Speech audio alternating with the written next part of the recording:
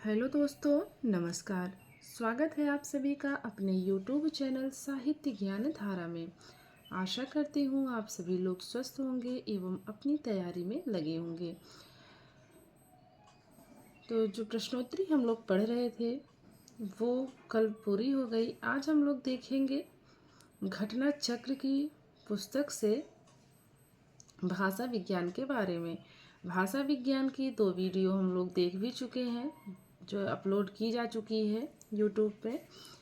उसके आगे का आज देखेंगे। हम लोग पढ़ रहे थे भाषा विज्ञान में मध्यकालीन भारतीय आर्य भाषा के बारे में। उसके अंतर्गत आज देखेंगे अपभ्रंश भाषा की प्रमुख विशेषताएं। तो चलिए देखते हैं। अपभ्रंश के प्रथम महाकवि माने जाते हैं स्वयंभू। अपभ्रंश के वाल्मीकि स्वयंभू। अपभ्रंश के भवभूति पुष्प पुष्यदंत। कहीं कहीं पे इनका नाम पुष्पदंत मिलता है, कहीं कहीं पर पुष्यदंत मिलता है। आचार्य दंडी इसे आभीर भाषा या आभीरा दिगिरह कहते हैं। आज हम लोग जो देख रहे हैं ये अपभ्रंश भाषा के बारे में ही देख रहे हैं। चलिए आगे देखेंगे। इसका प्राचीनतम उदाहरण भरत मुनि द्वारा रचित नाट्य शास्त्र में मिलता है। इन्होंने अपभ्रंश को विभ्रष्ट भाषा कहा है। इन्होंने इसे देश भाषा भी कहा है। हिंदी साहित्य के आदिकाल की भाषा मानी जाती है कौन सी? अपभ्रंश भाषा। जितनी भी लाइनें हैं सब प्रश्न बनने जैसी हैं, ध्यान रखेंगे। प्रश्न ऐसे बनेगा, अपभ्रंश के प्रथम महाकवि कौन माने जाते हैं? स्वयंभू माने जाते हैं। अपभ्रंश के वाल्मीकि स्वयंभू माने जाते हैं। अपभ्रंश के भवभूति कौन कहे जाते हैं? पुष्य पुण्य कहे जाते हैं। आगे है आचार्य दंडी, इसे क्या कहते हैं? आभीर भाषा कहते हैं। और अपभ्रंश भाषा के प्राचीनतम उदाहरण कहाँ देखने को मिलता है? तो भरत मुनि द्वारा रचित नाट्य शास्त्र में मिलता है। तो इतने सारे प्रश्न बन सकते हैं अभी जो हमने पढ़ा उससे। चलिए आगे देखेंगे। आचार्य रामचंद्र शुक्ल के अनुसार अपभ्रंश नाम का सर्वप्रथम प्रयोग वल्लभी के राजा धारसेन द्वितीय के शिलालेखों में मिलता है।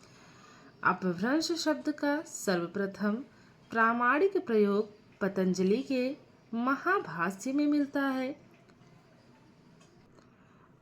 आगे देखेंगे। इन्होंने महाभाष्य में अपशब्द या अपभ्रंश का प्रयोग भाषा के संदर्भ में किया है। फिर से देखेंगे। इन्होंने अर्थात किसने? रामचंद्र शुक्ल ने। ये जो चल रहा है रामचंद्र शुक्ल के अनुसार चल रहा है। और यहाँ पे जो बात की गई है, इन्होंने महाभाष्य में अपशब्द या अपभ्रंश अर्थात पतित शब्द का प्रयोग भाषा के संदर्भ में किया है। तो जहाँ महाभाष्य की बात आएगी तो पतंजलि का है ना, ये पतंजलि ने कहा है। इन्होंने से तात्पर्य पतंजलि से है और यह पूरा कथन है शुक्ल जी का। आगे है भाषा के अर्थ में अपभ्रंश शब्द का प्रयोग चंड ने अपने ग्रंथ प्राकृत लक्षणम में किया। चंद्रधर शर्मा गुलेरी ने पुरानी हिंदी का प्रथम कवि राजा मुंज को माना है। महत्वपूर्ण है, ध्यान रखेंगे, वेरी वेरी मोस्ट इम्पॉर्टेंट है। किशोरीदास वाजपेयी अपभ्रंश को रड़ा भाषा कहते हैं। इसे मध्यकालीन तथा आधुनिक भारतीय आर्य भाषाओं को जोड़ने वाली कड़ी या संधि भाषा कहा जाता है। किसको? अपभ्रंश को। अपभ्रंश अयोगात्मक प्रकृति की भाषा है। यह उकार बहुला भाषा रही है। तो प्रश्न ऐसे बन सकता है, अपभ्रंश कैसी भाषा रही है? आकार बहुला, उकार बहुला, ऐसे विकल्प दे दिए जाएंगे तो ध्यान रखेंगे उकार बहुला है। अपभ्रंश को पुरानी हिंदी सर्वप्रथम चंद्रधर शर्मा गुलेरी ने कहा था। महत्वपूर्ण है। चलिए आगे देखेंगे। आचार्य रामचंद्र शुक्ल ने पुरानी हिंदी को प्राकृताभास हिंदी या अपभ्रंश कहा। आचार्य हजारी प्रसाद द्विवेदी अपभ्रंश को पुरानी हिंदी कहते हैं। उदय नारायण तिवारी के अनुसार अपभ्रंश में कुल 11 ध्वनियाँ थी। आ, ई, उ, ए, ओ ह्रस्व स्वर, आ, बड़ी ई, बड़ा ऊ, ए, ओ दीर्घ स्वर तथा री। तो देख लेंगे इसको। कुछ ऐसे भी इसमें है वर्ड जो पढ़ने में नहीं आते, तो आप इसको अच्छे से एक बार देख लीजिए। अपभ्रंश में कुल कितनी ध्वनियाँ थी? अपभ्रंश में कुल 11 ध्वनियाँ थीं। ह्रस्व के अंतर्गत कितनी थी? 1, 2, 3, 4, 5। और वहीं दीर्घ के अंतर्गत 1, 2, 3, 4, 5, 6। तो हो गए 6, 5, 11 ना। आगे है अपभ्रंश भाषा। प्राचीन संस्कृत ग्रंथों में अपभ्रंश भाषा को अपभ्रष्ट भाषा कहा गया है। अपभ्रंश तथा प्राकृत अपभ्रंश ग्रंथों में इसके लिए अवध्वंस, अवहंस, अवहथ, अवहट्ट, अवहठ इत्यादि नामों का प्रयोग किया गया है। अपभ्रंश के लिए स्वयंभू ने अवहथ शब्द का प्रयोग किया है। यहाँ देखेंगे फिर से, अपभ्रंश के लिए स्वयंभू ने अवहत शब्द का प्रयोग किया है। महत्वपूर्ण है। अब देखेंगे अपभ्रंश का अर्थ। अपभ्रंश का साधारण अर्थ है भ्रष्ट, च्युत, स्खलित, विकृत अथवा अशुद्ध भाषा। इस प्रकार जो भाषा के सामान्य मापदंड से च्युत शब्दों से युक्त हो वह अपभ्रंश है। अब देखेंगे अपभ्रंश के भेद के बारे में। नेमिनाथ साधु, नेमि साधु, नमि साधु 3 भेद मानते हैं। कौन कौन से? उपनागर, आभीर तथा ग्राम्या। इसमें जितना भी है सब महत्वपूर्ण है। बहुत ही साधारण शब्दों में दिया है, तो जरूर पढ़िएगा आप लोग। मार्कंडेय अपने ग्रंथ प्राकृत सर्वस्व में 3 भेद मानते हैं। कौन कौन से? नागर, उपनागर तथा व्राचड़। तो जो नेम साधु या नमी साधु थे इन्होंने भी 3 भेद माने हैं, उपनागर, आभीर और ग्राम्य। तथा मार्कंडेय ने अपने ग्रंथ प्राकृत सर्वस्व में 3 भेद मानते हैं। मानते दोनों ही 3 भेद हैं, लेकिन जैसे नाम अलग हो गया है। अभी इनका उपनागर, आभीर, ग्राम्य है और इनका है नागर, उपनागर तथा व्राचड़। तो ध्यान रखेंगे इस बात का। नागरो व्राचड़शोपनागर शेति ते त्रयः। अपभ्रंश परे सूक्ष्म भेदत्वान् पृथंगमतम्।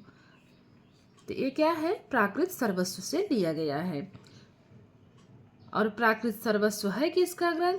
मार्कंडेय का है। ऊपर देखा हम लोगों ने। प्राकृत सर्वस्व ग्रंथ से ज्ञात होता है कि कुछ लोग 27 अपभ्रंश मानते थे। नेमि साधु का उपनागर अपभ्रंश तथा मार्कंडेय का नागर अपभ्रंश एक ही है। मतलब है दोनों एक ही, लेकिन नाम इन दोनों के अनुसार अलग अलग हो गया। देखिए यहाँ पे स्पष्ट शब्दों में दिया गया है कि नेमि साधु का उपनागर अपभ्रंश तथा मार्कंडेय का नागर अपभ्रंश एक ही है। मार्कंडेय नागर अपभ्रंश के लिए पूरे 3 पाद 17, 18 और 19, व्राचड़ के लिए 11 सूत्र और उपनागर के लिए केवल 1 सूत्र का विधान करते हैं। ध्यान रखेंगे। अब देखेंगे डॉक्टर याकोबी के अनुसार। डॉक्टर याकोबी ने सनत सुकुमार चर्यु की भूमिका में अपभ्रंश को 4 भागों में बांटा है: पूर्वी, पश्चिमी, दक्षिणी और उत्तरी। प्रश्न कैसे बनेगा कि डॉक्टर याकोबी ने सनत कुमार चरियो की भूमिका में अपभ्रंश को कितने भागों में बांटा है? तो 4 भागों में बांटा है इन्होंने। और सनत कुमार चरियो है किसकी रचना? तो डॉक्टर याकोबी की है। तो इस 2 लाइन से 2 प्रश्न आपके बन जाएंगे। आगे है अर्धमागधी प्राकृत से अर्धमागधी अपभ्रंश का विकास हुआ, जिससे अवधी अर्थात पूर्वी हिंदी बोली का विकास होता है। जैनाचार्यों ने अपने शास्त्रों की रचना अर्धमागधी में किया है। वस्तुतः अर्धमागधी प्राकृत की स्थित मागधी और शौरसेनी प्राकृतों के बीच की मानी जाती है। तो जो जैनाचार्य थे वो अपने शास्त्रों की रचना किसमें किया करते थे? अर्धमागधी में किया करते थे। इस बात का विशेष ध्यान रखेंगे। अब देखेंगे अपभ्रंश के द्वारा विकसित आधुनिक भारतीय आर्य भाषाएं। तो चलिए देखते हैं अपभ्रंश और आधुनिक भाषाएं या फिर उपभाषाएं। तो कौन सी भाषा या उपभाषा किस अपभ्रंश से ली गई है, चलिए देखते हैं। इसमें सबसे पहले है मागधी अपभ्रंश। मागधी अपभ्रंश के अंतर्गत है बिहारी हिंदी, बंगाली या बंगला, असमी या असमिया और ओडिया। फिर बात करते हैं अर्धमागधी अपभ्रंश की। अर्धमागधी अपभ्रंश के अंतर्गत है पूर्वी हिंदी अर्थात अवधी, बघेली, छत्तीसगढ़ी। तो जो अर्धमागधी अपभ्रंश है इसके अंतर्गत कौन सी भाषा आती है? पूर्वी हिंदी।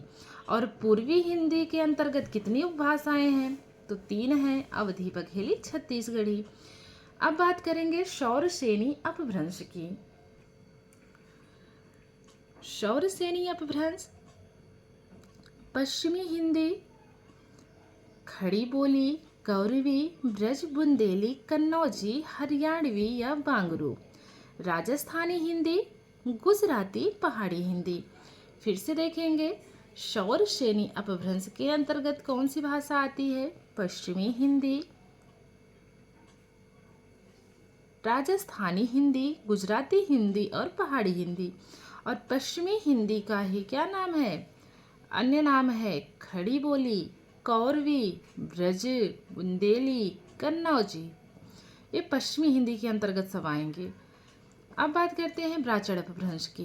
ब्राह्मण अपभ्रंश के अंतर्गत सिंधी, महाराष्ट्रीय अपभ्रंश मराठी, टक अपभ्रंश पंजाबी और केकई अपभ्रंश लहंदा।